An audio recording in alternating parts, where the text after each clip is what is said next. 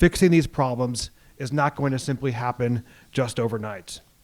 But investment in creating economic opportunities is fundamental to improving the domestic context, and thus to the shared goal of making it so that migration is no longer compulsory, making it so that migration is not the only way to escape violence or the only way for economic survival.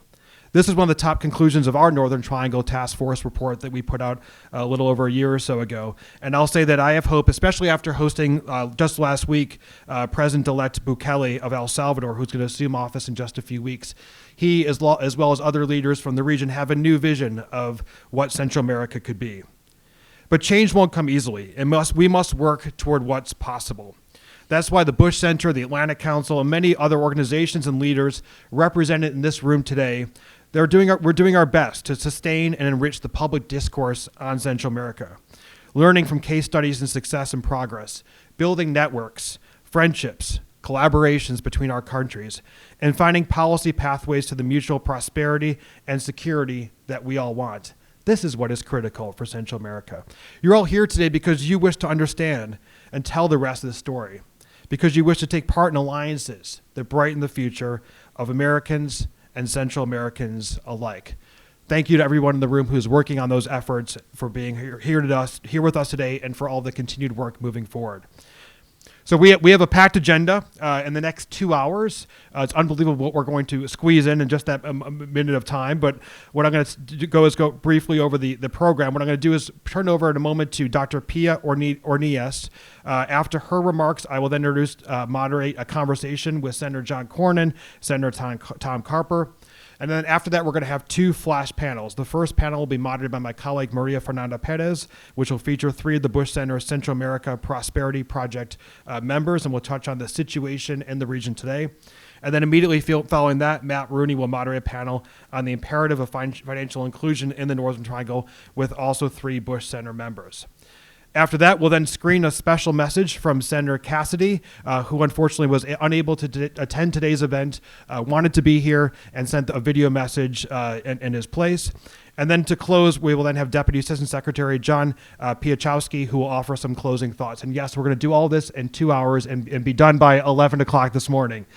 If you're watching via webcast, jump in, participate in the conversation. Please use the hashtag Central America Now. And now I'm going to go ahead and turn it over to Dr. Pia Ornelas. Dr. Ornelas is Vice President and Senior Economist at the Federal Reserve Bank of Dallas. Her main focus is on regional economic growth and demographic change. She's also the executive editor of Southwest Economy, a quarterly publication, and the co-author of Beside the Golden Door, U.S. Immigration Reform in a New Era of Globalization. Dr. Ornelas, the floor is yours. Thank you so much for that warm introduction. And I'm just here to give some introductory and welcome remarks really for you. So good morning, everyone, and thank you for being here. Thank you for your interest in Central America, your interest in difficult problems and possible solutions. I also want to really start by giving really our hosts here at the Adrian Arsht Latin America Center a great thanks for helping us organize this event and making it possible. Obviously, you have a long-standing commitment to helping Central America, and sort of we are riding on your coattails in some sense. In fact, what you'll see is that the policy recommendations that the Bush Institute is publishing today with this morning's event really builds on the Atlantic Council's important work, in particular the Northern Triangle Security and Economic Opportunity Task Force. You may wonder why I'm here. Of course, as in these remarks, I usually work at the Dallas Fed as a vice president, but when I'm not vice presidenting over there, I have the honor to serve on the advisory council of the Bush Institute's Economic Growth Initiative. And that's really been I've been a part of that since the very beginning of the Bush Institute in Dallas. And we started out with a 2012 book entitled The 4% Solution, where I think, in some sense, a book that laid out the strategic direction for this group that Matt Rooney heads up.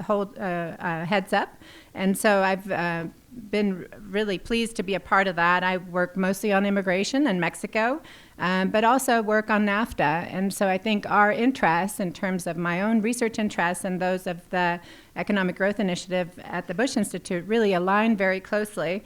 of course, Central America is a whole nother topic. And so when Matt approached me about participating as co-chair on the Central America Prosperity Project, I was thrilled at the opportunity to learn something new, and it's been a great journey. I think, as you know, we all know the region has big challenges and faces big problems. But I think I have to say that I've been incredibly encouraged by the group of people that we've put together for this leadership initiative in Central America. I mean, I hope you get a chance to meet our group, and you'll certainly hear from them today. But the CAP working group is really enterprising, creative people, smart, experienced, and just lindos y encantadores. So really, y ganas no les faltan. So they have a lot of ganas, which is a lot of desire for change, which is just, that's really what you need. And so it's just been a great pleasure for me to work with this group. And I think that, working with this group and with the initiative by Matt Rooney and the Bush Institute, I think that CAP will bring the future, a good future, a little closer for Central America. And so with that, I just want to thank the members of the CAP working group for your commitment and for the effort that you put into this project, and for trips to Dallas and trips to Washington. And I also want to thank you for what I've learned. Really, I've learned a lot, and I hope to expand my research on Central America and be part of the solution instead of part of the problem. So just thank everyone today for your interest in our work, your presence and attention this morning. Gracias.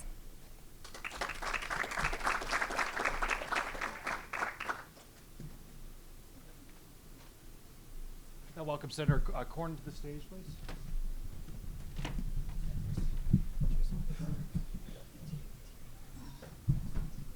Sit down. Well, thank you very much, Dr. Ornelius. I'm pleased to welcome Texas Senator John Cornyn. Senator, I understand your colleague, Senator Carper, is, I understand, 2 minutes away, so we'll have him join us when he arrives. But Senator Cornyn, thank you very much for being with us today. My pleasure. Senator Cornyn is no stranger to anybody in this room, but let me go ahead and just briefly go through a little bit of his very illustrious bio. The senator has been elected 3 times to the Senate and currently serves on the Senate Select Committee on Intelligence, the Senate Committee on Finance, and also the Senate Committee on the Judiciary. He also chairs the Senate Narcotics Caucus, the Finance Subcommittee on International Trade, and the Judiciary Subcommittee on Border Security and Immigration. And thankfully also has time with all of that to also come here to the Atlantic Council for this discussion. The senator has also served as a Republican Senate whip for 6 years and remains a member of Senate leadership. San Antonio native, a city that I try to go to whenever possible. The senator has served the people of Texas in a number of different positions for the last 3 decades. Thank you very much for being here, Senator. Thank you. Let me start off with a question for you, which I'll pose to Senator Carper when he arrives as well. But I want to kick off the conversation with a question on why do you think why is it more important than ever for the U.S. to remain engaged in the Northern Triangle region right now? There's been so much in the news right now on the region. Why is U.S. engagement so critical? Well, I guess the most obvious reason is because the challenges that Central America faces are showing up on our doorstep in the form of mass migration into the United States. And I think we need to look at both the push factors, the things that are happening in Central America that we should be working on together, things like economic prosperity, but also even more fundamentally the security challenge. And then we have to, in this country, look at the pull factors, the things that attract people to the United States. I would say that this is really an important point, is that the United States is the most generous country in the world when it comes to legal immigration. Sometimes that gets lost. We naturalize about 1 million people a year. And we've been the beneficiary of that legal immigration. It really has made us the most prosperous, strongest country in the world. And we need to continue to encourage that. We, from time to time, look at some of the immigration policies and whether it ought to be strictly based on family relations or like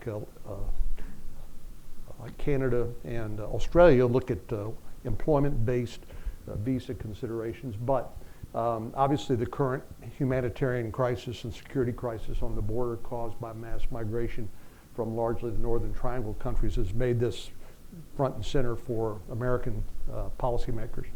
And so, and because of that mass migration, because of the numbers that we're seeing, both legal but also, of course, the unauthorized migration coming to the border. What we've seen is one result is also President Trump's frustration with that, Right. And he exhibited that frustration. Welcome, Senator Carper, please. You look vaguely familiar. Hey, Tom. Welcome. How are you, Jason? Good to see you. Don't wait for me. Let me go ahead and just brief and introduce Senator Carper. Then Senator Cornyn, I'll get back to that question for you. Senator Carper, great to have you here. Senator Carper serves as one of the 4 deputy Democratic whips. He's also the ranking member of the Senate Environment and Public Works Committee, and also serves on the Senate Committee on Homeland Security and Government Affairs and the Senate Committee on Finance. He has more than 30 years of public service. He is engaging very closely with Central America. Most recently, he led a delegation, among a number of delegations he's led in the past, with fellow House members to the Northern Triangle to assess firsthand the conditions driving migrants to the United States. And Senator Carper, Senator Cornyn and I were just speaking about some of those different conditions and about the push and pull factors that are leading migrants to come to the United States. Let me start off and ask you a question. The question I just asked Senator Cornyn, which is, why do you see it as more important than ever for the U.S. to remain engaged in the Northern Triangle region? Well, we need secure borders. I think, John, I certainly agree on that. I think most of our colleagues agree that a nation, including this nation, needs secure borders. The idea that we have 100,000 people showing up last month and another 100,000 this month trying to get into our country, trying to flee their own country, largely for lack of economic opportunity, lack of hope, violence, crime, corruption. And it's in our best interest that those folks not all be trying to come up and get into the U.S. The idea of an orderly flow of folks, particularly people who want to come to work, to be able to go back to their own homes. John and I are, I think, big advocates of a worker visitor program. And that's the kind of system we ought to have. The chance for people to come here to get an education, the chance for us to have good trade with those countries. That all makes sense. It works for us, and it works for them. But it's not good for us. It's not good for those countries. The leaders of those countries, they don't want to have 100,000 of their people coming up here every month. They want them to stay in their country and help make their country prosper and be a great nation. I think that's a similar, very. Senator Cornyn? That sounds about right to me. Sounds very similar, right? Thank you. Let me go back to you, before going back to your question, Senator Carper, you were just in February, you led this bicameral delegation to the region. Tell us a little bit about your trip, and also what were some of the key takeaways and insights that both the major challenges, opportunities that you saw when visiting the region just a few months ago. 20 years ago, I'm going to back up just a little bit. 20 years ago, Colombia was toppling, wobbling back and forth, under fire by the drug gangs, the drug lords, the FARC, the leftist guerrillas, and trying to bring down the government. About 20 years ago, a bunch of gunmen rounded up the Colombian Supreme Court, took them into a room and shot them all to death. And some very brave Colombian people stood up and said, we're not going to let these guys take our nation down. And they fought back. We came to their assistance. And we adopted, I describe it as a Home Depot approach. You know, at Home Depot, they say, you can do it, we can help. And we pretty much said to the Colombians, you can do it, we can help. And for example, we help provide mobility for their troops, for their military, for the police, so they go after the bad guys. We help them to figure out how to collect monies owed by the elites, and have a revenue collection system that actually is work. It took a long time, and it's still a work in progress. But the president 2 years ago won the Nobel Peace Prize. The FARC is now, the leftist folks are part of the government. It's not perfect, but they're a hell of a lot better shape than they were 20 years ago. And the situation in Honduras, Guatemala, and Salvador is such. The reason why people are leaving, John knows this as well as I do, the reason why the people are leaving really threefold. One, lack of economic opportunity and hope. Two, crime, violence. Three, corruption. And in standing up the Alliance for Prosperity about roughly 4 years ago, we basically said to these three countries, this is a problem. They said these are the problems. That's why the illegal migration is coming. So why don't we do something about it? And again, Home Depot, you can do it, we can help. And we said for every dollar that we put up, we want these countries to put up $4, $5, $6, $7. Salvador, they're putting for every $1 that we put up in these 3 buckets, they put up 7.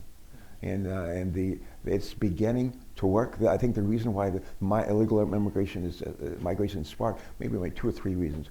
One, not everybody believes in climate change, but I know how much is raining in my state this year. We can't even plant crops in a lot of ways. Other parts of the U.S. it's dry, bone dry, and we have, especially in the mountains and areas of Honduras and Guatemala, where they've raised, among other things, coffee for years and been able to sell and export.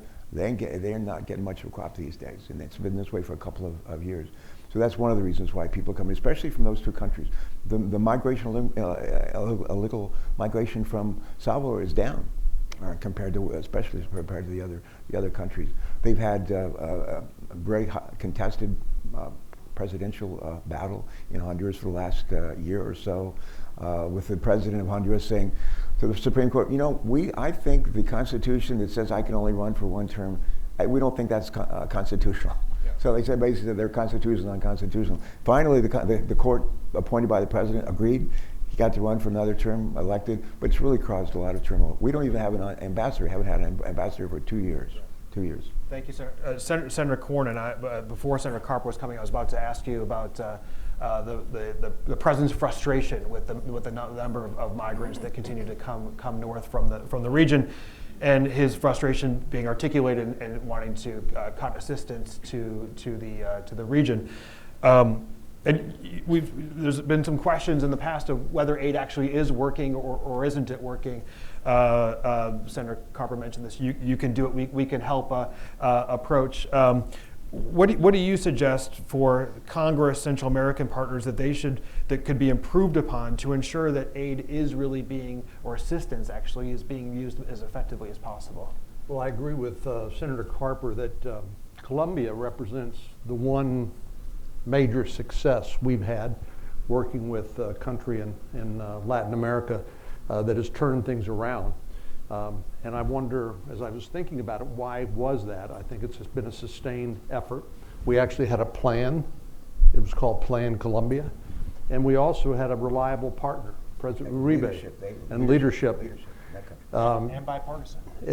Bipartisan. And so that's happened through both Democratic and Republican administrations.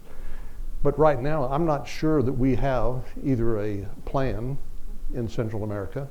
We're looking for leadership and partners that we can work with. But I couldn't agree more with Tom about we can't do for these countries in Central America what they don't want for themselves. We can't. We know that we're not very good at nation building.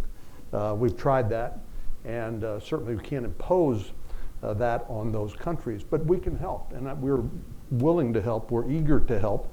But I think we owe it to the American taxpayer to say, here's the plan, and here's the rationale for taking your tax dollar and sending it to Central America rather than spending it on roads and bridges in the United States. This is in the interest of the United States as well as these countries. We're not just doing it for them, we're doing it for the region. So I think we need a regional plan. This is something we continue to try to work on. It's very complex, as we all know. And then we need to figure what the right amount of money is. I think President Trump is correct to say this is not working very well now. 76,000 people showing up on our doorstep in February, 103 in March, 109 this last month. And we've got, this is a combination, as I've said before Senator Carper got here, a combination of pull and push factors. We talked about the push factors, the violence, the economic challenges, but we also have pull factors based on how we conduct ourselves here in the United States, whether we build adequate detention facilities while people can present their case for asylum to an immigration judge, or whether we release them.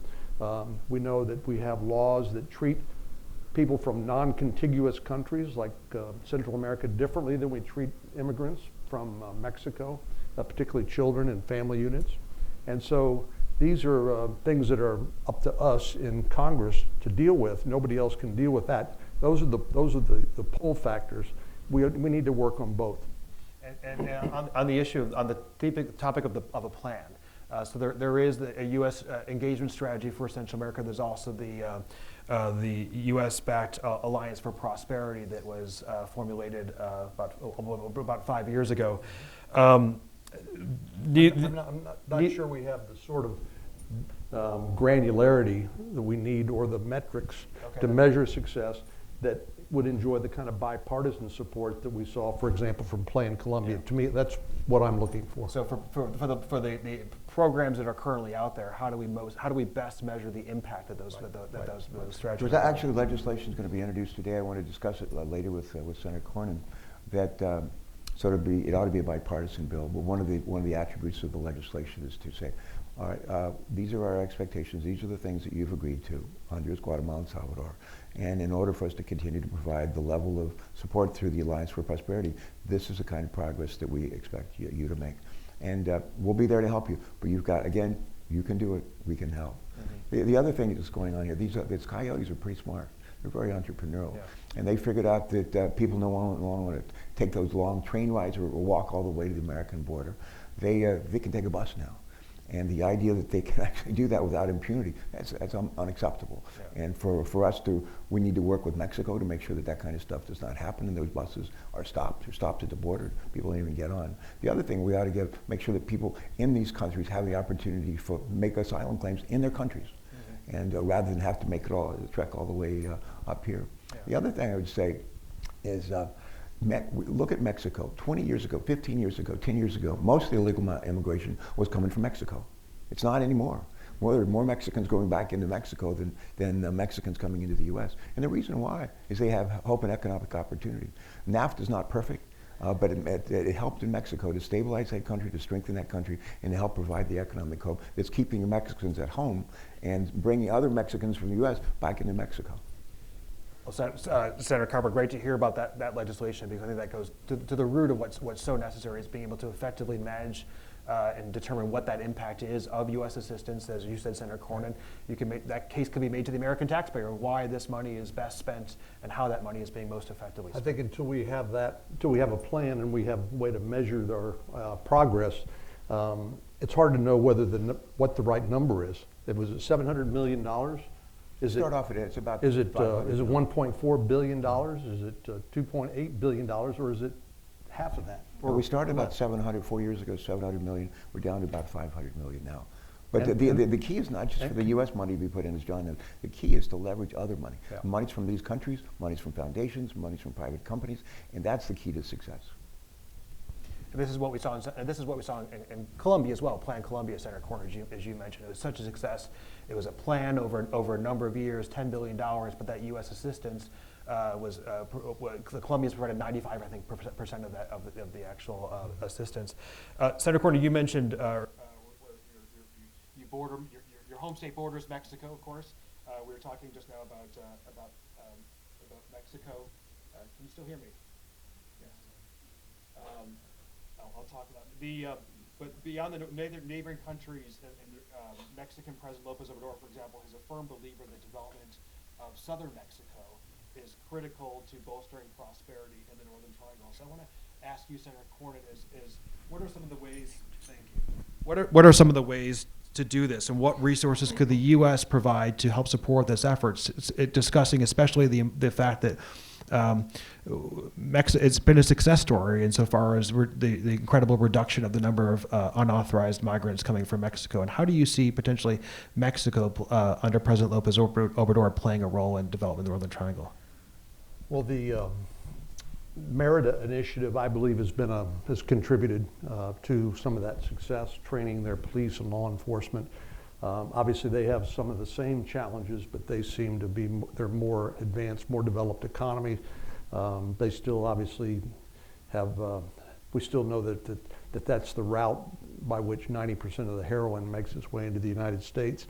And these criminal organizations don't really care about what they make money on. They're commodity agnostic, whether it's drugs, trafficking in people for sex, or migrants who want merely to come and work in the United States. But we need a good partner in President Lopez Obrador. I went down to his inauguration, try to help send a signal along with other leaders. The vice president was there, and I think he's been surprising in a positive way. Willing to work with us on the migrants who come through, who can actually stay in Mexico while they seek to have their asylum case heard in the United States is positive. In the past, my perception has been they viewed both the illegal narcotics and the migration problem as our problem, and they just sort of waved people through to the United States.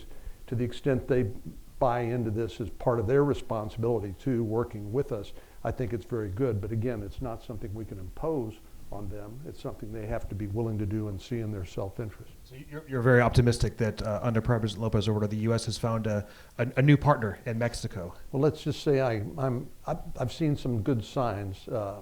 Obviously, the jury's still out. He's an unusual leader in a lot of ways, and people really haven't known what to expect. But that one element that I think was negotiated by Secretary Nielsen, among others, and which is now subject to litigation in the courts, I think represents a very positive sign that they were taking some ownership of this issue, because obviously you can't get to the United States from Central America without transiting Mexico. That's right. Two other ways Mexico can help. One, in terms of help facilitating lower electricity costs in these three countries in the Northern Triangle. Their electricity costs are very high. Electricity power is unstable, undependable, and Mexico can actually be very helpful in helping provide electricity that goes, help those countries rebuild their grid, which would be a positive thing. The other thing, we have two of our best trading partners in this for our country, Mexico and Canada, and Honduras, Guatemala, and Salvador could use a good trading partner in Mexico. And to the extent that the Mexicans could help facilitate that trade, that would be a good thing, I think, for all of them. Senator Carper, follow up on the question of new leadership and what that signifies. There's a new president taking office in El Salvador in just a few What's weeks. his name? President President-elect Bukele, new president in Panama. Just about a month from now, we'll have elections in Guatemala. We were talking beforehand about Honduras.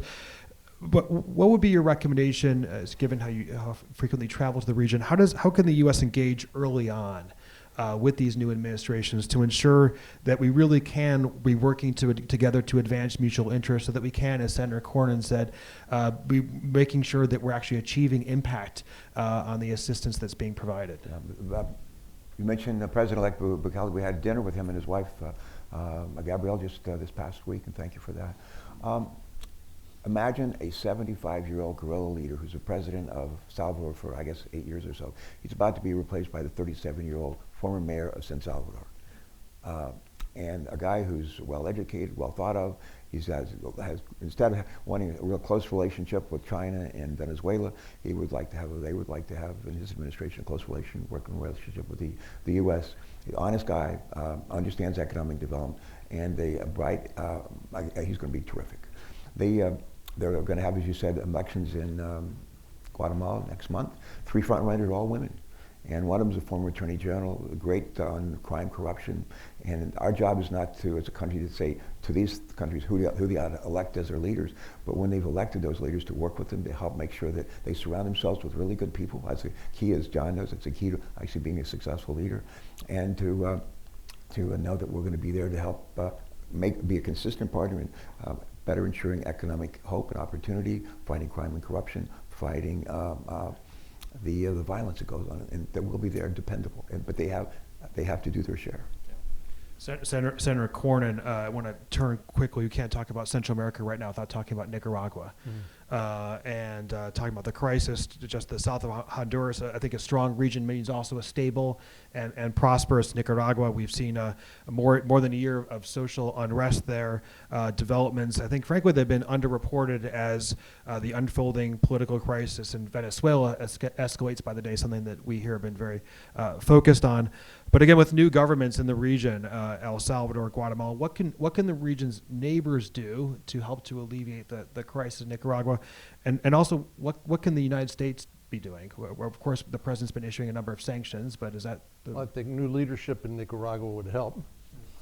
Mr. Ortega seems to be holding on, has been held on for many, many, many years, to the detriment of his own country. Obviously, we mentioned Venezuela and the challenge of both other countries, China and Russia, trying to have their impact on Central and South America. Obviously, they've got a better foothold in Nicaragua than they do in the Central American countries where they have functioning democracies. So I think we do need to stay engaged. Until Mr. Ortega leaves, I'm not too sure we're going to see a difference in outcome in Nicaragua. I never like to end discussions on a somber note.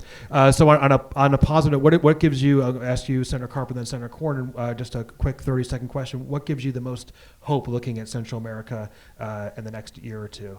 New leadership in El Salvador, the prospect of new leadership in Guatemala, the fact that Hondurans basically fired a third of their police force. They hired a new police force, trained them. They tripled the amount of money they're paying the police. I think that's a very positive thing. Extortion down by a lot. Murder actually down by a considerable amount as well. And we see the NGOs, the foundations, and private companies stepping up to as we leverage our investments for them to put money in these three buckets I keep talking about. Thank you.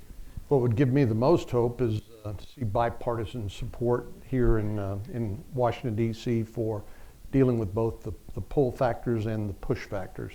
And on the pull factor, I'm working on legislation with Henry Cuellar from Laredo, Texas, my friend and fellow Texan, to try to deal with the pull factors. But I think until we deal with both of those, we're not going to see a lot of change.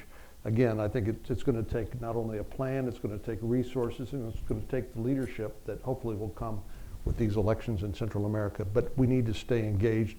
We can't ignore it because obviously the challenges that are presented on our doorstep. Well, with that, I want to thank you, Senator Cornyn, thank you, Senator Carper, for taking the time to be here with the Atlantic Council, with the Bush Institute, for this incredibly important conversation. I have come away from this very excited about the opportunities that are presented as part of this discussion and the opportunities to working bipartisan basis for U.S. assistance and collaboration with the region moving forward. So please join me in thanking Senator Cornyn and Senator Carper for such a great discussion. And I'm gonna now pass the panel on to Maria Fernanda Perez, who will moderate the next discussion.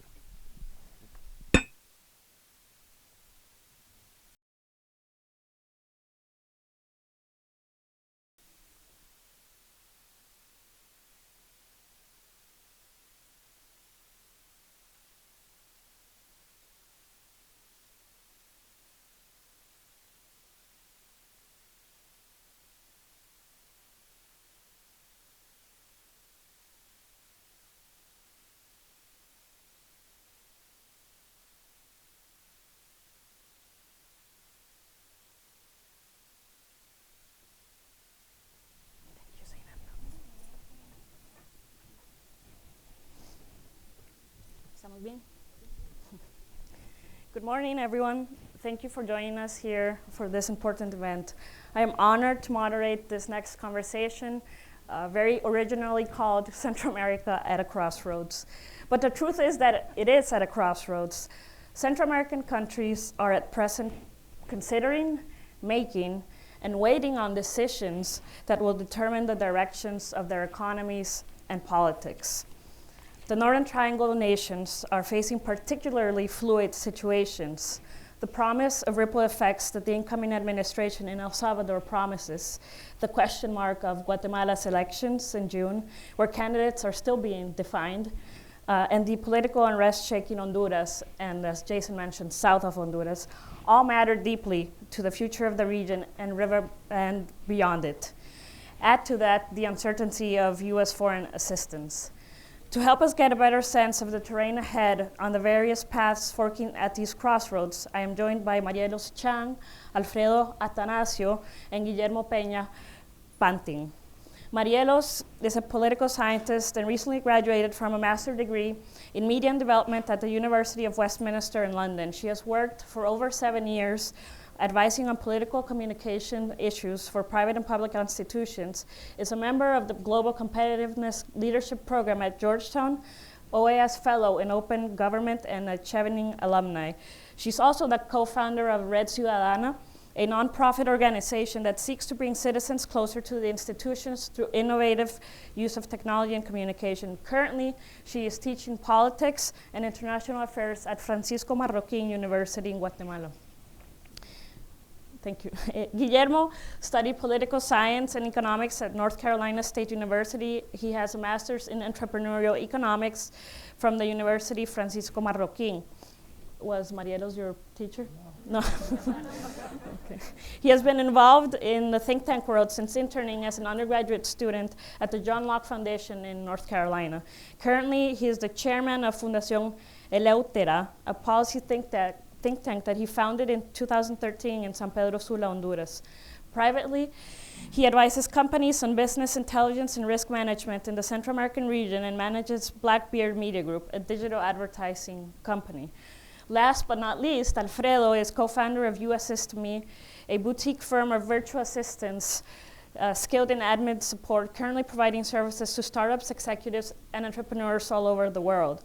In 2015, he also co-founded Point, an impact hub, which is the first business center in El Salvador that is dedicated to entrepreneurs and is currently developing Live, a new housing concept for young students in San Salvador. He serves as president of Fundación Colabora, an NGO that is dedicated to supporting entrepreneurs. He also co-wrote the book of El País que Viene, Una Generación Comprometida. Alfredo is currently a board member of the Chamber of Commerce in El Salvador, and also a member of the local AmCham. He's also a fellow of the CALI, Central America Leadership Initiative of the Aspen Global Leadership Network. So Marielos, I want to start off with you. We say that Central America is at a crossroads. Elections are coming up in your country, Guatemala, in almost exactly a month. A few months ago, elections in El Salvador shook the country's two-party system. So how do you foresee the possible results in Guatemala next month, coupled with the incoming administration in El Salvador, to affect the political composition of the Northern Triangle? First of all, thank you for having me here, and thank you, Matt, for opening these spaces for new generations. I would like to start with what you say at the beginning. There's a question mark in terms of what's going to happen in the elections in Guatemala. I mean, in a month, we're going to go to the election day, and we're not sure who's going to be in the ballot. Yesterday, a candidate was refused to be participating in the next elections, and on Wednesday, we're going to find out if Tel Maldana, who's also another candidate, is going to participate or not. So what's going on in Guatemala is that we're concerned because if these candidates doesn't participate, not only affect the preference of the voters, it also affects the process in general. You know, we have trust issues with our institutions. We don't trust a lot of institutions. We don't trust a lot of the political process. But the things that we trust is the process of elections. And what is going on if these candidates doesn't participate, the trust that we have built over the 35 years of our democratic era is it's not gonna work, you know. And we are concerned because there's a narrative of certain groups that are trying to delegitimize the process and saying that, you know, if an election date is coming and if our candidates are not in the ballot, we're not going to recognize the election, or it's going to be a fraud. So this is a lot of concern because of what's going on if we don't recognize the elections, or if we don't protect the process in general. So that's the issue. Like, we are not sure what's going on, and people is not sure who's going to be in the ballot. We're not listening to the proposals, and we are not sure what's going to happen after the election day. So there's a lot of uncertainty. Alfredo, on the other hand, there seems to be more and more certainty on the direction that President-elect Bukele is taking El Salvador in your country.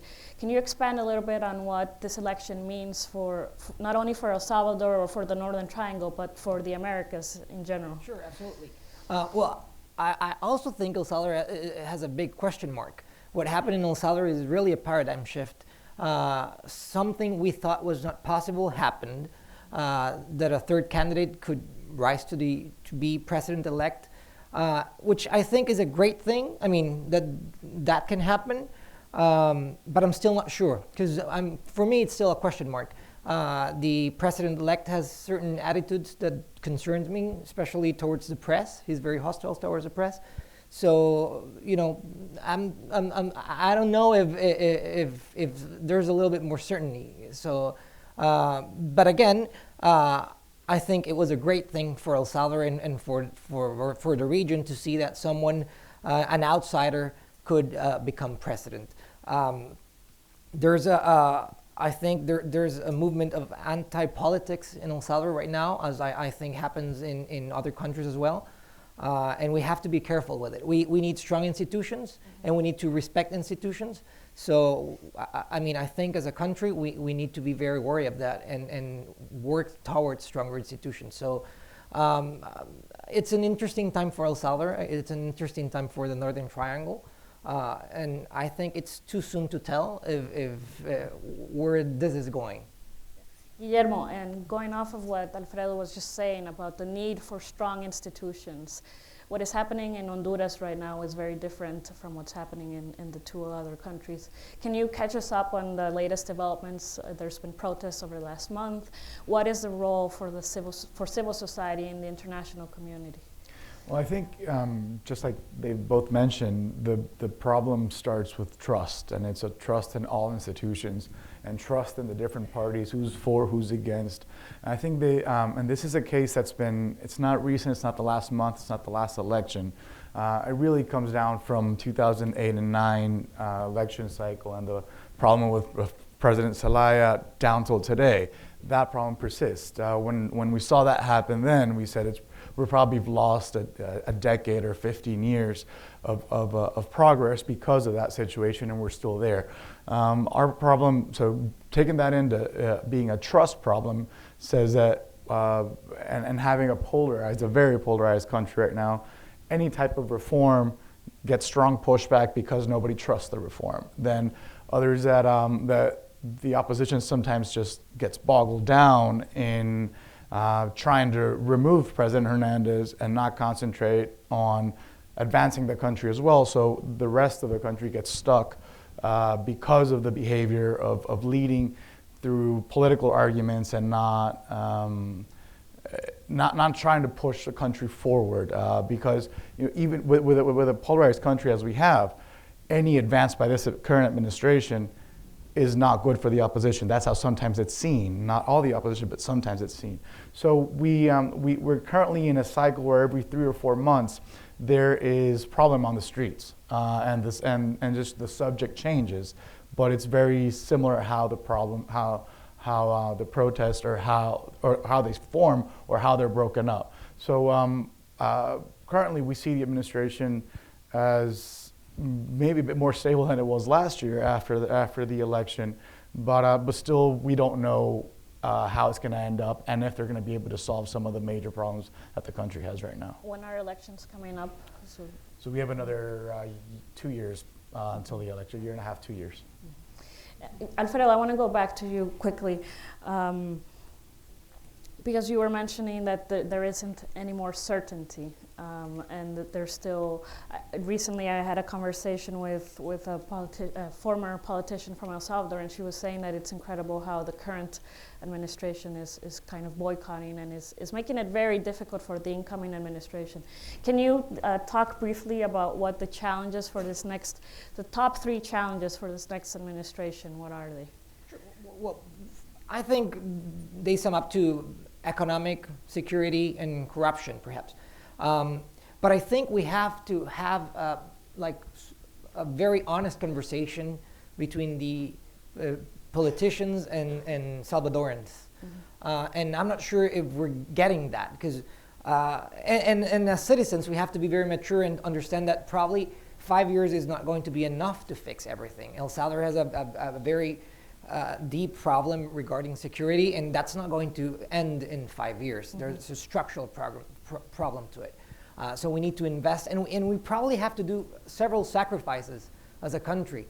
And I'm not sure if we're getting that kind of honesty from our politicians, mm-hmm. And we need it. but we need to be very mature as a country to understand that we have to do sacrifices. So definitely security, even though there have been certain positive throughout the years, we still have a very serious security problem. Economic growth, we have a very disappointing economic growth, if any. And then about corruption and trust in institutions. I think with the anti-politic movement in El Salvador, institutions are they're being attacked sometimes. So we need to gain that trust from the institutions and citizens. And we're okay living with uncertainty. As an entrepreneur, I live with uncertainty like every month, so I'm used to it. But we need to have strong leadership as well. Marielos, would you say that there are same or similar structural challenges in Guatemala? And is there a strong anti-political movement, as Alfredo was saying, in Guatemala? Do you see that right now? I would say that, yeah, we share the same issues: economic growth, security, and corruption. And trying to elaborate more in the Guatemala issue, what we're looking forward is that in the next 100 days of the new president, we hope that the only thing she or he is going to be able to make is political statements. And the political statement that the new president needs to make is, okay, we need a dialogue. We need a national dialogue, because what Guillermo said, in our countries, the polarized society is strongly polarized. So we need to call for a national dialogue with the opposition, with the multilateral sectors, and okay, what we're going to do. We need a minimal agenda and a common agenda of several reforms in terms of economic growth, corruption, and strong institutions. And particularly, I would like to focus in two topics. Economic growth, try to promote laws, as Fundesa is promoting the infrastructure laws, and also the issue that is going to explain later Matthew. And in terms of institutions, we need to contrast the state capture. But by this, I mean that organized crime has infiltrated our institutions and our political parties, and we need to retake that institutions in order to actually do some change. And so we need to do reforms in the civil services, we need to do reforms in the electoral and political parties law, and we need to reform as well the unions in the public sectors, because we don't actually discuss this, but sometimes the unions as well serves political interests and help to capture the state as well. And finally, I think the next president needs to answer the question that maybe we're not discussing in social media anymore, but what's going to happen with DCC? What's going to happen with this institution and the fight against corruption? Because it has to continue, and nobody's talking about it. It's because everybody's so polarized and so tired of discussing this that we want to look forward for the future. But in order to look forward for the future, we also need to answer these questions that we have right now. That is what's going to happen with DCC. So do any of the current candidates, are they any of them coming to the table with any proposals on how to do exactly what you've just described? Not actually. We have been discussing who's going to participate and who's not. So most of the conversation is surrounded about that issue. It's not. We're not discussing the future issues, and nobody wants to discuss what's going to happen with DCC as well. Right. Yeah, that's a big topic. I'm going to jump a little bit, and Guillermo asked you about Nicaragua, and Jason touched upon this with the senators. In your view, how can Central American countries help? This is very close to your country. I think it's an extremely, as all of our countries are complicated cases, that's a very complicated one. What we've seen, a lot of people are leaving Honduras, as you know, that's been one of the major topics of discussion, but we've seen a lot of Nicaraguans moving into Honduras, which says, you know, well then, is that a worse situation, or are we the worst situation? So many Nicaraguans are moving, a lot of professionals are moving to Honduras and Costa Rica as well. So their situation, I think it really comes down to, at some point, a change at the top. Just we don't know when that will happen. There's obviously, the administration's been on for so long, I think there's a natural tiredness of running the country, but there's a lot of problems that land there. In the case of how Honduras has been affected, let's say on commerce, our main port, Puerto Cortes, was expecting a 7% growth in merchandise, in import exports. The Nicaragua problem has probably dropped 3 or 4% of that growth just because containers not being able to move in and out of Nicaragua. That's a direct effect that we've seen. So it's a sad situation. But now we're also dealing with an immigration situation that we have to look at, which is not a very normal thing for Honduras to be in. To be looking at. Alfredo, I want to do a small preview of the upcoming panel that Matt is going to moderate. You work with startups and entrepreneurs, like we were saying in the introduction. And when we say that Central America is at a crossroads, we mean that there are a number of potential paths, right? And one of them holds a lot of potential, involves innovation, entrepreneurs, startup technologies. What policies are needed not only in El Salvador, but maybe regionally, in order to encourage this economy to flourish? Yeah, excellent. I mean, I love all things entrepreneurship, so I love the question. And this is exactly why we started Fundación Colabora, which is the foundation I'm president of. And we're trying to tackle three issues. First of all, the access to capital. There's not a lot of angel investment in our region. In El Salvador, probably our foundation is one of the first institutions to have actually angel investment. There's a lot to say about how you celebrate success and how you celebrate failure. So that has to do a little bit with the cultural factor, and we're trying to celebrate the success of Salvadoran entrepreneurs, because what we're trying to do is give them hope. We need hope as our countries. We need hope. We need people to want to stay in our countries. We want them to pursue the Salvadoran dream or the Central American dream rather than the American dream, or live the American dream in our region. And the other thing has to do with how do you formalize a business. That has to do with policy, the digitalization of the economy, which is something we're talking about today. Definitely how to formalize a business should be way easier than what it is today. And I think if you do that, in El Salvador, 7 out of 10 businesses are informal. So if you formalize the economy, entrepreneurs will have access to a lot of perks of the formal economy.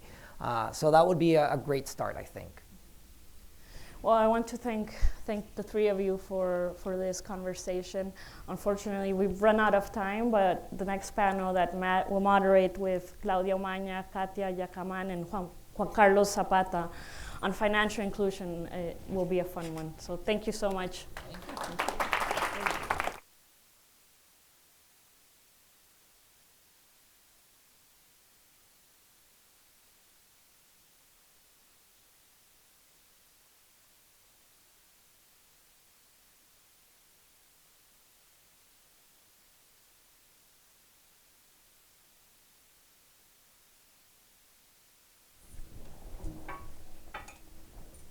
Thanks very much, Maria Fernanda, for that discussion.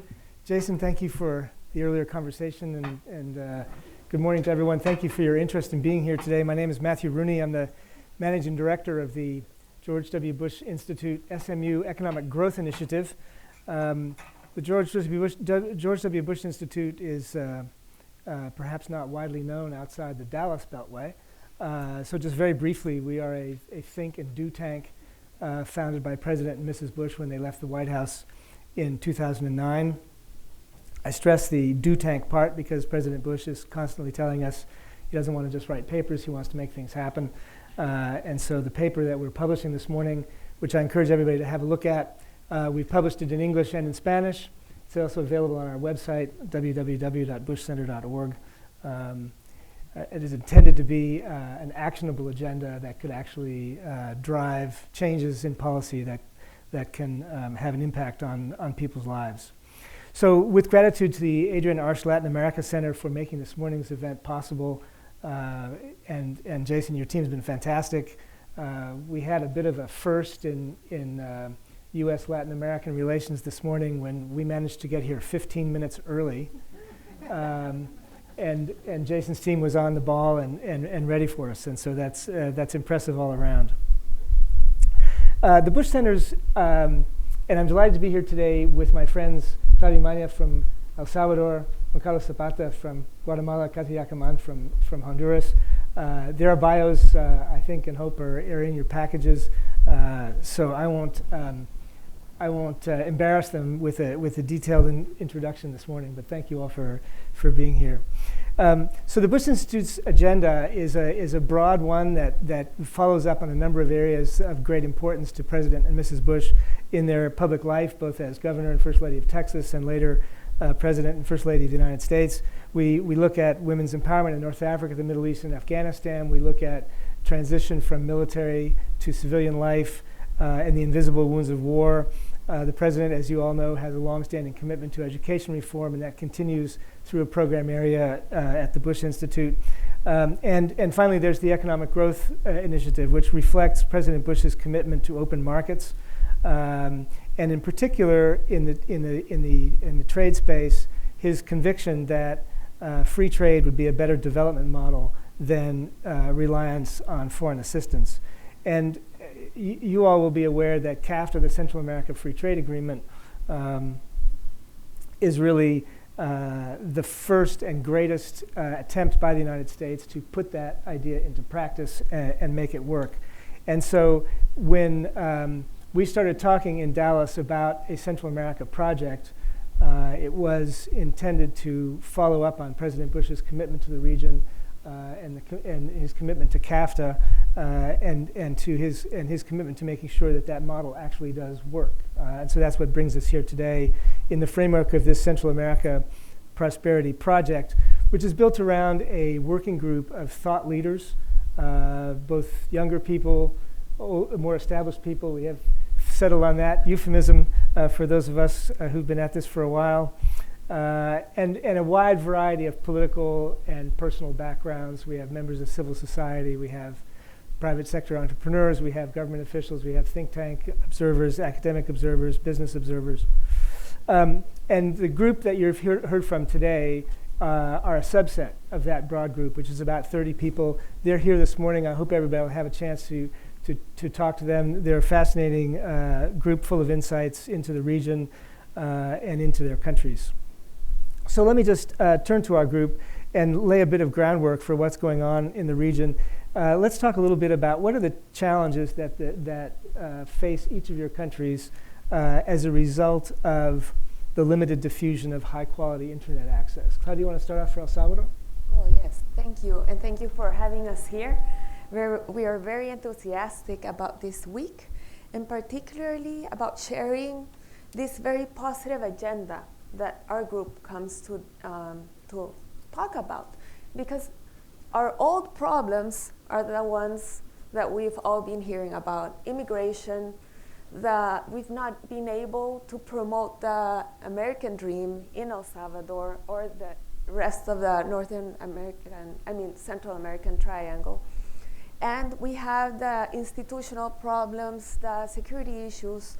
But what really it makes me feel very enthusiastic about this meeting is that we come with a new voice, the voice of the future. During the last 3 months, we were able to have in El Salvador the ex-president of Estonia, because FUSADES, the NGO and think tank that we work with, basically thought that if we keep talking about all of our old problems, we're never going to see what's in front of us.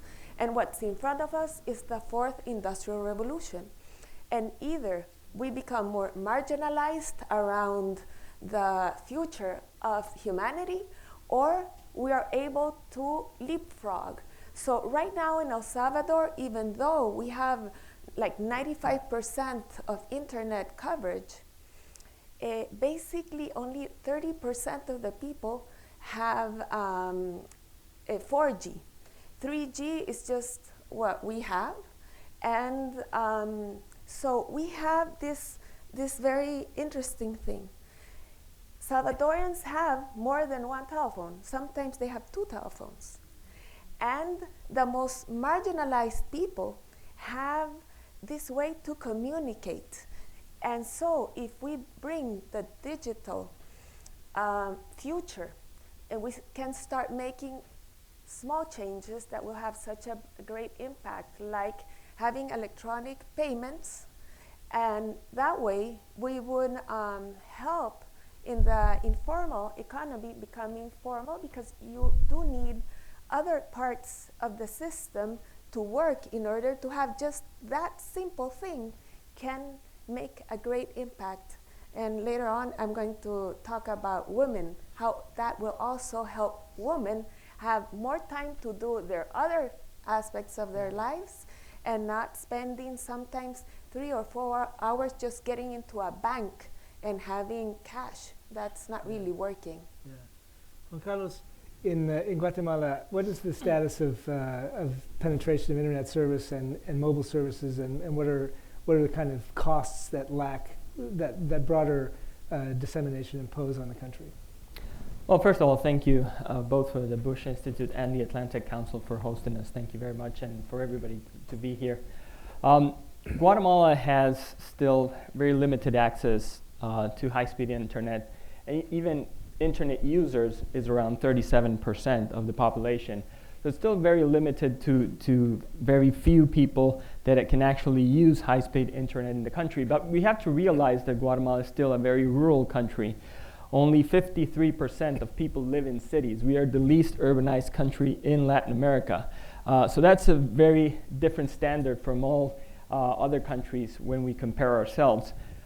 We do have a lot of challenges that have been spoken here, one being human capital, infrastructure, and it has to do also with telecommunication access, but also weak institutions that can limit the capacity of the state to actually give service and provide services to most of the population. When we talk about a digital agenda within Guatemala, it's important to realize the constraints that we have as an institutional framework and the challenges in order to go forward, human capital being one of them, and of course education and chronic malnutrition, which affects 46% of children under the age of 5, and that's an important aspect. But it's also important to realize that our population is very young. We have one of the youngest population. The average in Guatemala is 21 years. So it's a tremendous impact on how technology can actually increase the capacity of many rural areas and intermediate cities to get access to more technology and reach more markets. Within the capacity of these intermediate cities, we're going to have almost 9 million people living in these cities, and that gives a tremendous opportunity for technology to actually reach all these populations. Interesting. Katia, Honduras is a very extensive country. What are the issues that are unique to Honduras? Yes, thank you everybody for having us here. It's a pleasure to talk about such important subjects, and as we have mentioned, I'm really excited about the agenda points we have. I think what the paper we have been working on with the Bush Institute is very important, especially for Honduras. We have seen really that we're very far behind. We're very far behind in technology. We're far behind in sense of government too, just trying to get your ID card. I mean, everything takes a lot of time. It's very bureaucratic, and things don't move as quickly as they need to. And I think this is a very important subject that's going to be critical, and not only for the region, but also, I mean, what we could do together as a region to make this standardized across all of Central America. I think it's very important. Right now, there's not a lot of access to technology, to internet. Very few, limited people have internet, but we also see, like Claudia mentioned, a lot of people have cell phones and social media. So people are very interested, about this in all areas, rural areas, also in the cities. So I think this is a great opportunity, for especially with such complicated subjects as a migration subject that has been for our country. This is a way that our younger population, entrepreneurs, can have access to new opportunities for jobs, that they can stay in Honduras, and then we can provide a way for them with better internet access, better access to have their own businesses, to grow. And I have seen this in Honduras very recently. It's starting to emerge, digital events, startups. They're starting to push more entrepreneurs, but it's still at a very infant state. So we still have a lot to do there, so we can make this younger population be able to have opportunities to grow and to have access to a better Honduras, so they can stay in the country and not have a need to migrate. There's so much young people with talent now that can actually, if you give them all the tools, they can have access and they can stay in the country and be able to be successful. We have many success stories that if people have the right means, they can be even a greater success. So I think this is really important, and we're in a very critical point in the region right now and in Honduras, that if we continue to push this, it's going to be something great for Honduras. Yeah, so the paper that we published this morning, toward a digital strategy for competitiveness and integration in the Northern Triangle, arises from the discussion of the working group that we pulled together for a first round in Dallas back in September and here today in Washington, where really the themes that came up over and over again in the conversation back in September were transparency, corruption, and informality. And in analyzing those problems and trying to think about how you would attack those problems, that's how we came to the idea of a kind of digital strategy that would drive digital payments and strike a blow for transparency, make it harder for corruption to take place, particularly in customs payments. So, Claudia, you alluded to the Estonia example. And so tell us a little more about how a digital strategy like this could actually start to chip away at reduced corruption and informality. I was so impressed with the model because, first of all, what you need is to change the mindset. It isn't only about technology. It's about a new way of thinking. And sometimes we Latins, we get all complicated with procedures. So the first thing that I loved was the once rule. Once you give information to the government, that's the only time you're going to give it. And that would be a very simple thing, but imagine all of the bureaucrats that right now we have in government that would lose actually their job because there are people that are just rubber stamping. So it would have an impact on the way that government works. The other thing is the identity of a person. I know that this sounds like not that important in Latin America because we are just thinking on who's going to be able to run for president, such big issues. But having your identity, how all of this will have the interconnection of the public and the private, because the same process will be able to help a person pay the tariffs, but that same person will be easier to track in money laundering.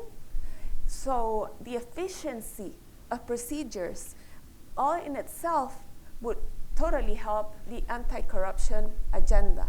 And the other big thing is that it would make the focus of attention start on thinking on what's the regulation, what's the government doing about it.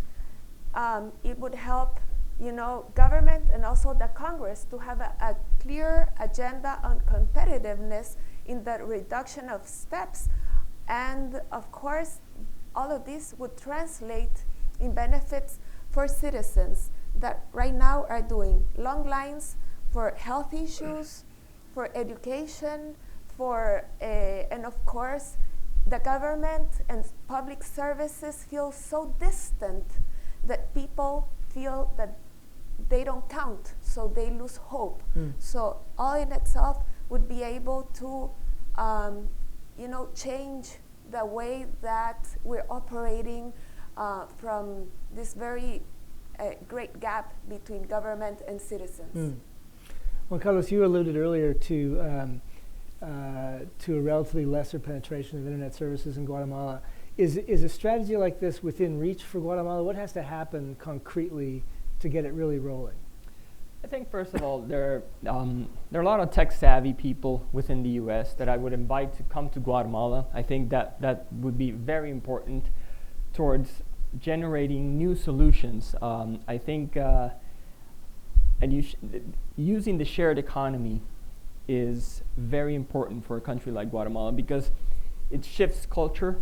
And I think when we talk about digital payments and a digital agenda, you also have to talk about how to shift culture towards using technology towards a broader market.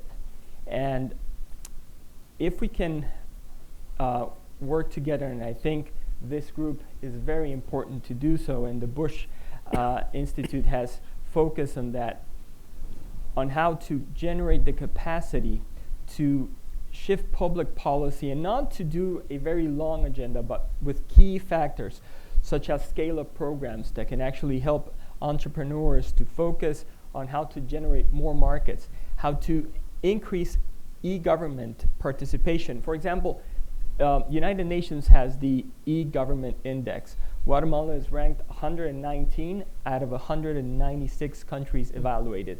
So there's still a lot of room in terms of transparency, not only at the government level, but also at the municipal level, where people are closer to their mayors, so you can actually work at the municipal level and work at the city level to generate more technology and more solutions, and also use the orange economy and the aspect of Guatemala's culture to forecast better products in order to empower women. Technology can actually empower many women to sell their products to other markets, and I think it's a very important strategy for development and one of the key constraints for our economic growth. Katia, I think all countries in general have taken little steps in different areas to implement different parts of these ideas. There have been some things that have been done in Honduras along in that direction. Can you talk a little bit about those? Yes.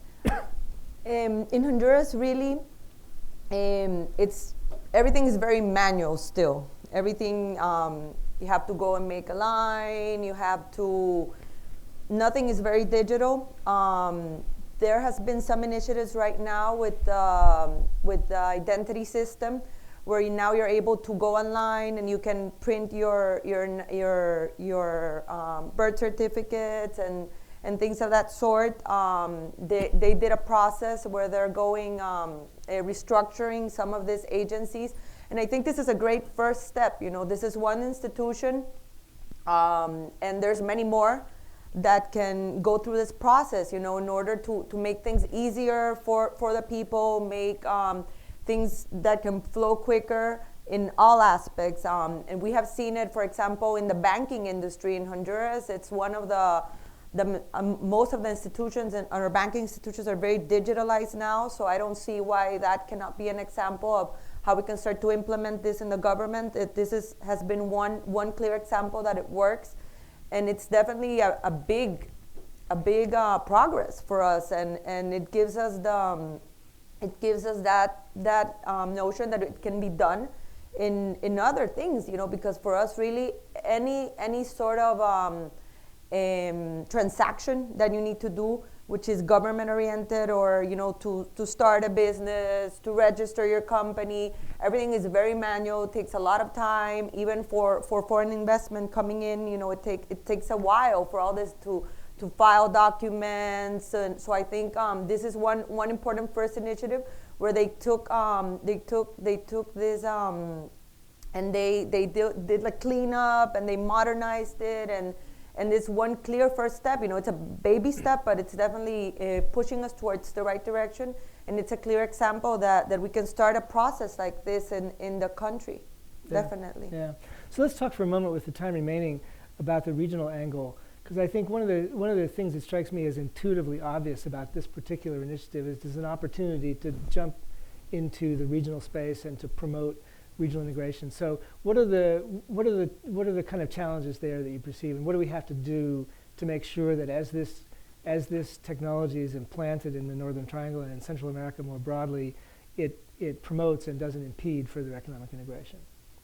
I think that it would be of great value if we could incorporate this discussion in the regional area, because right now Central America, which is one of the first economic integration processes, is trying to promote the customs union. And actually we have just started this new way to integrate our customs through a unique document on the borders. And it has had its challenges regarding specifically the intercommunication and interoperability of the procedures. And I believe that growing pains are good. At least now we know what is not good, but we had to pay like a $50 million learning curve experience. So let's try next time to make it work with growing pains are okay as long as there's growth. Yes, exactly. But the good part is Central America is super sophisticated regarding our international commitments. We have the WTO and like the Bali agreements. We have basically our own integration process that we understand that it's only through the digitalization of the processes that we are really going to become competitive. Right now, we are still very manual, as we were saying, and I think that is an area. But I go back to the idea that it isn't only the technology, it's the mindset around the processes. Because still you can have a phytosanitary measure, even though all of the technological issues are online, but you have to have all the procedures that make this rapid process to really work. So in that sense, I think that the governments need to have this new vision. So I'm really looking forward for the new governments in the whole Northern Triangle to have this innovation in their mindset. And I think that there's a great opportunity. And one thing, Matt, that really makes me very optimistic is just like the Central American region became ready to negotiate and eventually sign the CAFTA-DR agreement, that took a process. So if right now, this moment, we use it in the appropriate way, and we use this document as the new line, because what the senator said was, we don't really have an absolute, like the Colombia model. But if in the Central American model, we incorporate the digitalization strategy, I think that we're going to be even better. Because I think that the countries, and most of all, because we have a human capital of so many young people, that I think that we can use all that in the positive sense and transform public policy to Central America in a more constructive way. Yeah. Juan Carlos, Guatemala is the largest economy in the sub-region. Are there things already in place in Guatemala that will impede regional integration, or does the fact that Guatemala is so young mean that there's an opportunity to do something completely new? I think there's a very important opportunity, specifically using these types of networks that are built here within the Central American Prosperity Project, working with the private sector and civil society organizations to coordinate efforts, because intermediate cities in Guatemala and the fact that now more people can actually travel between all three countries easier and faster, and of course it's still very expensive, but it has to keep on moving because more people are going to migrate from rural areas to these cities. So transportation costs have to come down and infrastructure has to be built, and of course those are the things that for the longer future I think we have to still focus on. But technology can actually use and we can actually work together to bring closer people for people to actually come closer and start looking at the opportunities that exporting together towards a market as the U.S. is, and also how this can actually integrate on a digital strategy to focus on economic growth. Guatemala has right now one of the least urbanized countries, but this is going to change in the next 20 years very fast, and it's going to go up from 53% to almost 80%. So technology can actually help these cities to better have an impact on their development. Yeah. So Katia, to conclude, because we're running out of time, Honduras was one of the leaders of the most recent push toward a customs union in the region. Does that represent a commitment in Honduras to regional integration more broadly? Is there an opportunity in Honduras to promote this kind of idea regionally? Yes, I think there's a big opportunity to promote this, and I think Honduras is aware that this is a very important for the region. And I think definitely we're Central American countries, we're such small countries. I think definitely if we unite together and work on a digital strategy as a region that can be implemented not in Honduras and Guatemala and Salvador, but together as a region, it can be more powerful and it can have a huger impact, which is what we're looking for. I think this is definitely going to be something big to help job creation, to help bring more technology into the region, to help entrepreneurs, to help startups. And this definitely can be the future, I think, of the region, in a sense, for me to generate more jobs. That's, I think, really very important. I think we're seeing now more technology coming we're baby steps, but it's coming along. So I think a very strong strategy as a region to bring this something together, I think, would be of interest to the country, and it would definitely be something that that we would want to promote as a region, especially in these times and where we want to generate jobs, where we want a younger generation to have opportunities, access to information, to a more digital economy, to create jobs and have more access to technology and to prevent migration and all of these topics. So I think definitely it would be something that our government is interested in, and I think they have made concrete steps towards this process, and it's something that for sure we would be interested in promoting. Could not possibly have asked for a more upbeat conclusion from all three of you. Thank you very much for that. And in fact, one of the great things about working with this group over the last number of months is the level of energy and commitment and optimism that all of them bring to the table. I think it speaks very highly for them personally, obviously, but also it speaks to a bright future for Central America. So I want to thank our panelists for joining us this morning for this discussion and for this gesture of optimism toward the region. So we do have Thank you. So let's just keep our seats for a moment. We do have a video message from Senator Cassidy, who had hoped to be here this morning, but then was invited to accompany the president on a trip to his home state of Louisiana for an event that the White House is doing there. So we're going to show that greeting now, and then we'll move on from there. Thank you. Good morning. I thank the Atlantic Council and the Bush Institute for the honor of speaking. I am passionate about improving relationships between the United States and Latin America, and particularly the Northern Triangle. Last summer, I had the privilege of visiting Guatemala. I met with private sector and I met with the Guatemalan officials. I viewed firsthand Guatemala's beauty, natural resources, and economic potential. As a private citizen, I have visited Roatan, Honduras, and as a doctor, I've had colleagues and patients from all three countries.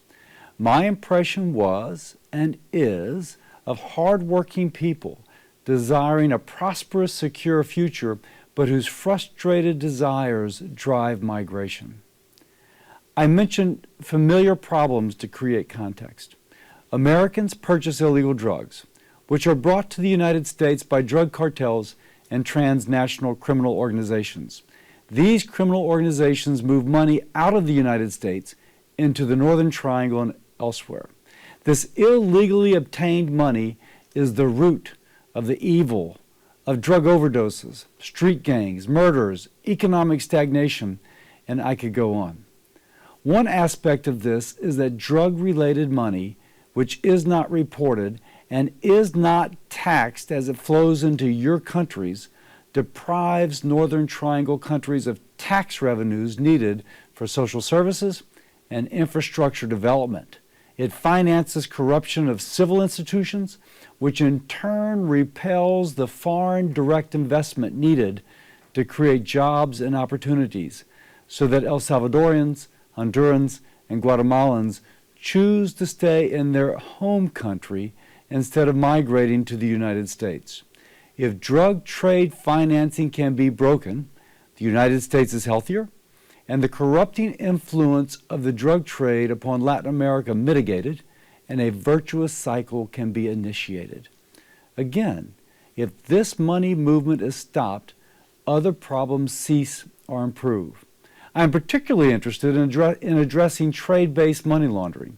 Specifically, how can our countries collaborate so that legal trade between our countries is not used to launder money from illegal activities, counterfeit goods are not trafficked, and our governments are not deprived of revenue by the use of misinvoicing, phantom invoicing, and double invoicing. As an example of how this might work, imagine goods shipped from the United States to Guatemala, but the invoice goes through Panama. If the invoice is marked down 50% in Panama, Guatemala is deprived of half the duties it should receive. It is in the mutual interest of the Northern Triangle and the United States to address issues such as this. The question is, how do we address? One idea I've had is the use of a public distributed ledger system, which is a form of blockchain technology. Now, how would this work? Let's think of the previous example. In a public distributed ledger, if the customs agencies of the United States, Guatemala, and Panama are all looking at this distributed ledger simultaneously, then the invoice change in Panama is noted and corrected. If fraud is attempted, criminals can be identified. Guatemala collects the full amount of duty, and with this increased revenue, Guatemala can invest in the infrastructure needed to attract foreign direct investment. Investment which creates opportunities for Guatemalans.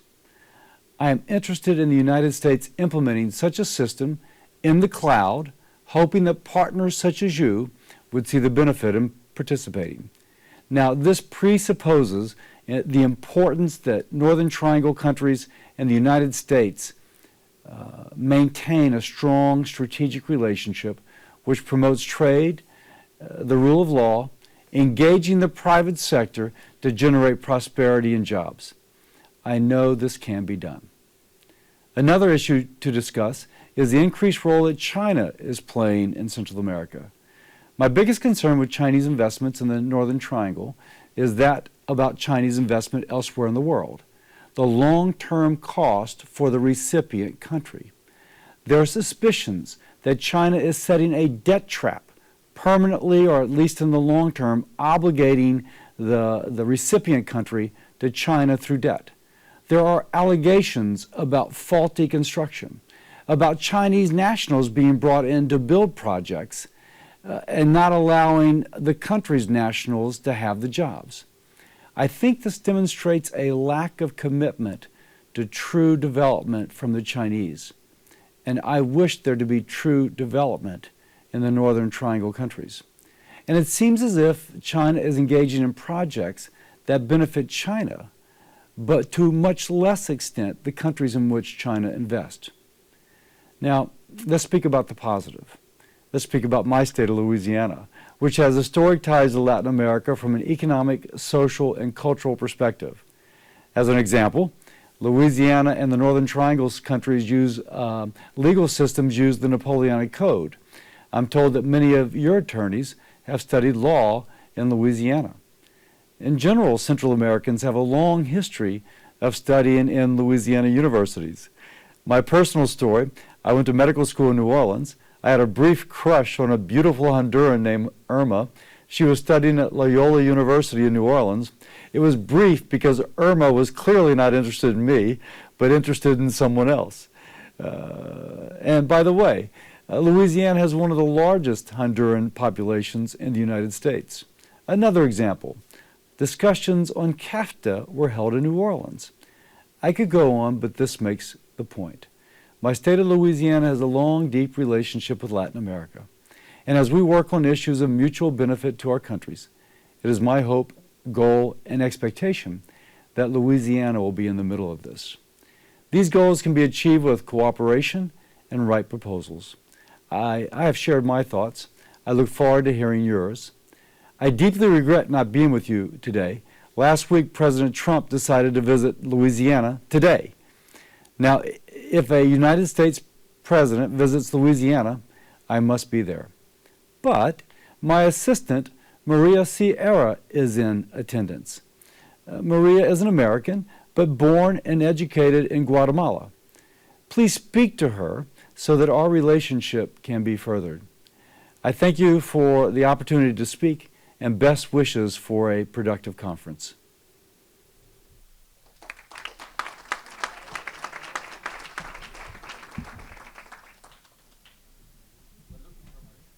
Maria's here. I saw her earlier. She's. So, thank you, Maria, for making that message possible. That's a great addition to the morning. So, it's my honor at this point to introduce our closing keynote speaker, Deputy Assistant Secretary of State John Piechowski. John is a career Foreign Service officer currently overseeing public diplomacy for the Bureau of Western Hemisphere Affairs. Previously, John was in charge of U.S. government's democracy and human rights policy in Latin America and Caribbean at the State Department's Bureau of Democracy, Human Rights, and Labor. In the past, John has managed public affairs at the U.S. mission to the UN, the U.S. Embassy in Port-au-Prince, and worked on the staff of the Office of the Secretary of State for both Hillary Clinton and Condoleezza Rice. John speaks Arabic, French, Haitian Creole, Portuguese, and Spanish, though we're going to ask him to get by on his rusty English today, and studied Latin American affairs at Northwestern and public policy at Princeton. John, it's an honor to have you with us today. The floor is yours. Thank you.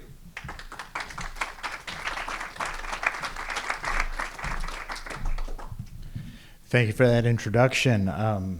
That's pretty impressive. I wish it reflected better the career, but it's such an honor to be here, really to talk right now about the U.S. government's views on Central America. But I want to say I really look forward to hearing from participants of the Central American Prosperity Project to hear your insights and hear your views on how different sectors can work together to achieve sustainable progress in the region. For the United States, our interests are clear. Central America is strategic to our country by virtue of geography, shared democratic values, and the millions of Central Americans living in the United States. We want to see a region whose citizens desire to contribute to their communities and economies more than leaving their homes to go north. We want security, better governance, and greater regional ownership to create prosperity. Ultimately, that requires more political will and stronger citizen engagement to hold leaders accountable to the law and to attract investment and jobs. A secure and stable Central America is critical to a safer and more prosperous United States. The United States is the top trading partner of most of the countries in the region. Every year, Central American countries purchase over $30 billion in U.S. goods, and they export $20.6 billion in goods to the United States. Given the relatively small size of these markets, these are huge numbers that affirm the interconnectivity of our economies and our livelihoods. Consider that 5 Central American countries have free trade agreements with the United States. El Salvador, Guatemala, Honduras, Costa Rica, and Nicaragua, all of which participate in the Dominican Republic, Central America, United States Free Trade Agreement, CAFTA-DR. For the region to maximize the benefits under CAFTA, a secure Central America is essential. Destabilizing activities of transnational criminal organizations or movements of illegal immigrants harm the region's ability to thrive and create havoc at the Mexican and U.S. borders.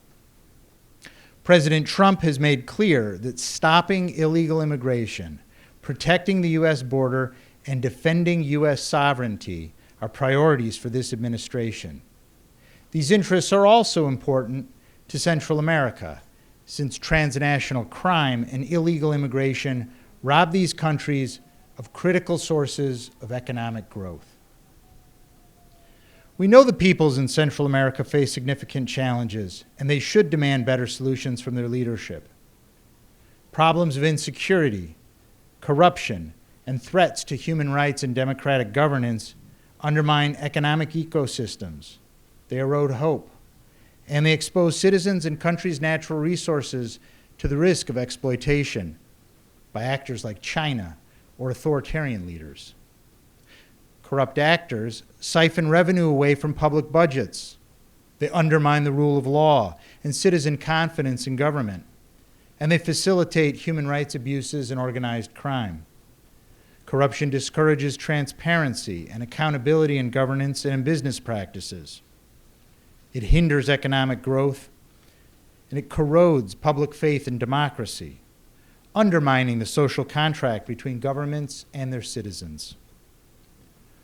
The U.S. government continues to press our partners to commit to addressing security and fighting corruption because we know it promotes the rule of law, transparent government procurement, and a more open and attractive investment climate. This is a task for us as well as for businesses, government, and civil society. It is dangerous but necessary work. Citizen security and impunity threaten the lives of so many people in Central America.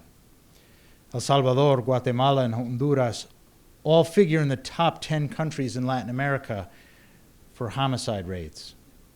This is not acceptable, and thus we must do more to contribute to combat transnational criminal organizations and the conditions that allow these groups to operate.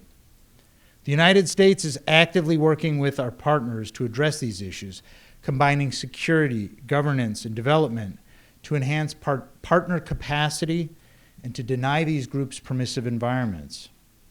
The United States has partnered for many years with law enforcement and prosecutors throughout Central America. We've worked on capacity building and information sharing to disrupt the criminal networks and combat impunity. We will continue to stand by our partners, but it is also incumbent upon Central American leaders, private sector, and civil society to make hard choices. And just as the United States and the U.S. government have an obligation to secure our borders, the governments of Central America have a duty to exercise their sovereignty, enforce their laws, and secure their borders. We are urging governments to enhance their capacity to manage their immigration systems, receive their returned citizens, combat human smuggling and trafficking, and dismantle criminal networks involved in those tasks. Of course, our hemisphere cannot be truly secure, and our peoples cannot truly enjoy their prosperity and the benefits of the rule of law without democratic governance. This hemisphere has a shared, deep, and fundamental respect for democratic norms and institutions, as evidenced by the vibrant electoral system in the countries of the region, strong civil society organizations, and the presence of the Inter-American Democratic Charter, which declares that all peoples in this hemisphere have a right to democratic governance. However, there are still threats to democracy within the region. Central American governments have played a pivotal role in Venezuela through the Lima Group, and we must do more to address the issues in both Venezuela and Nicaragua. In many ways, Nicaragua is the natural, albeit extreme outcome when a country goes through decades of a subtle, slow, and creeping authoritarianism and gradual yet pernicious corruption and dismantling democratic institutions. In the case of Nicaragua, this has been overseen by President Daniel Ortega and his wife, Vice President Rosario Murillo. The United States will not be satisfied until the rights of all those in Nicaragua are fully restored, including the right to vote in free and fair elections, the right of the people to express themselves freely and openly. We will also continue working until there is accountability for those who committed human rights violations and abuses, particularly since April of 2018. The United States strongly supports the Civic Alliance in Nicaragua in its efforts to represent the interest of all Nicaraguans clamoring for freedom, justice, and democratic change. U.S. actions thus far, including individual sanctions, demonstrate our commitment to the Nicaraguan people. However, Nicaragua needs the support of the international community and especially its neighbors in Central America to achieve a truly democratic, peaceful, and prosperous society. I also want to raise the issue of China's engagement in Central America because this is the strategic question for many countries in the region. Of course, China is and will remain a significant trade partner for the United States and for many other countries in the region. President Trump has prioritized ensuring fair and reciprocal trade with China. And we have seen that when China plays by international standards, it can play an important role in helping countries to develop their own potential. However, in the Western Hemisphere, we have seen that China often departs from international standards. And when it does, its opaque practices enable corruption, erode good governance, and even challenge state sovereignty. We encourage countries to pay attention, protect their sovereign interests when considering Chinese investment, as decisions made now will have generational impacts for the region. We are concerned about China's unfair economic practices. We want to ensure there is a level playing field for all investors, both foreign and domestic. We remain concerned about lack of transparency with China's trade and investment, which sometimes mires nations in debt and denies them long-term self-sustaining growth. We would encourage all Latin American leaders, including those in Central America, to choose high-quality, transparent, inclusive, and sustainable foreign investment. And we want to ensure that development financing does not result in unsustainable debt. The United States welcomes investment, Chinese investment too, as long as it adheres to international best practices in governance, transparency, debt sustainability, environmental safeguards, environmental factors, and social safeguards. This is an important moment for Central America. I have highlighted some of the challenges, but there are also many opportunities, and the United States is poised to capitalize on those opportunities with our partners. We are heartened that El Salvador's President-elect Bukele recognizes that accelerating economic growth is essential for moving the country forward and building a society where citizens see a bright future for themselves. We are very encouraged by his calls to create conditions in El Salvador that will attract foreign investment. The United States is ready to support opportunities in development finance. President Trump signed the BUILD Act last year, which will double U.S. development finance capabilities around the world to $60 billion. This financing presents an opportunity for the key markets in Latin America and the Caribbean, including Central America, and we are eager to identify areas where we can invest effectively and generate positive economic outcomes in the region with our partners. We believe it is a more dynamic alternative and a more transparent alternative to the Chinese investment model, which is opaque and often not designed to improve conditions for inclusive growth. The United States is also looking to build open, competitive, resilient, and efficient energy markets in the region. In 2018, the United States launched America Crece. This innovative initiative is designed to facilitate and catalyze private sector energy and infrastructure investments in Latin America and the Caribbean. The United States signed the first memorandum of understanding under this initiative with Panama in August of last year. Since then, we have signed memoranda with Chile, Argentina, and Jamaica. Additional agreements are in the works. The United States is also investing in people and in people-to-people relationships. Two examples of this are our 100,000 Strong in the Americas initiative and Young Leaders of the Americas. We recently brought on a new private sector partner for our 100,000 Strong in the Americas initiative, Cementos Progreso, which will help expand exchanges in the Northern Triangle. And this will show, we believe, how investment in education and youth development is integral to increasing prosperity.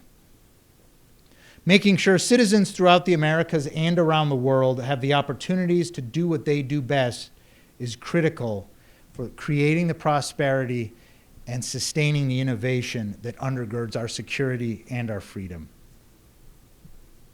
That is our economic vision for Central America and for the hemisphere.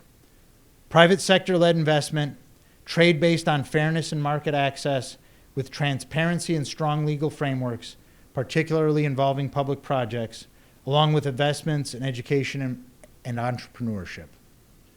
We want to work with self-reliant partners to build a better future in all our countries. So to conclude, United States policy priorities will continue to be guided to our commitment to security, prosperity, and democratic governance. We look forward to working with self-reliant partners to build a better future in each of our countries. That, of course, requires the attributes I've mentioned of transparency, strong legal frameworks, and free and fair trade. It also involves investments in entrepreneurship and education. Thank you once again for the opportunity to speak before you today. I look forward to working closely with all of you to achieving these goals. Thank you.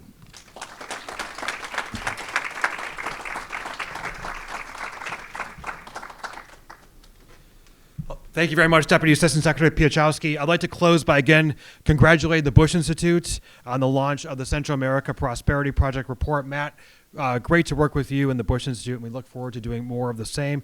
And also thank you to the Adrian Arch Latin America Center Associate Director Maria Fernanda Perez, who manages our Central America portfolio, as well as Domingo Saruni and the entire Atlantic Council team who put together today's discussion. I leave today inspired by what's possible to advance economic prosperity in Central America. What comes to mind is a quote by Margaret Mead, and I'll end with that, which is, "Never doubt that a small group of thoughtful, committed citizens can change the world. Indeed, it's the only thing that ever has." With that, thank you very much for joining us today and look forward to seeing you the next time.